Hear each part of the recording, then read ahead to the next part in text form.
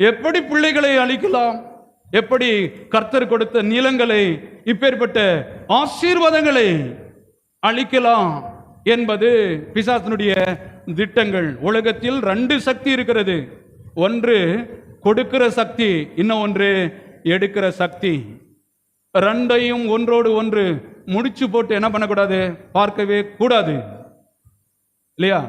இப்ப பிசாசு பாருங்க, யோபுவை செய்ததெல்லாம் யோபுக்கு என்ன நடந்துருச்சுன்னா சொல்றான், கர்த்தர் கொடுத்தார், கர்த்தர் எடுத்தார், கர்த்தர் நாமத்துக்கு சோத்திரம்.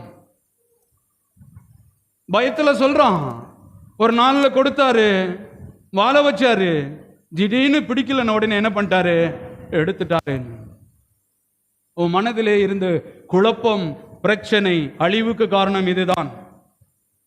கர்த்தர் கொடுப்பார், அவர் ஒருபோதும் எடுக்கிறவர் அல்ல என்கிற படம் இந்த ஆவி மனிதனுக்குள்ளே வராததினால் எவ்வளவு பெரிய அழிவு, விளைவு ஏற்பட்டது.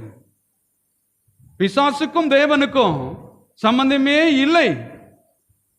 நன்மை வேற, தீமை வேற. புரிந்து கொள்ள வேண்டும். நம்முடைய தேவனுக்கு ஒரு பேர் இருக்கிறது, அவர் ஜீவாதிபதி. பிசாசுக்கு ஒரு பேர் இருக்கிறது, மரணத்திற்கு அதிபதி.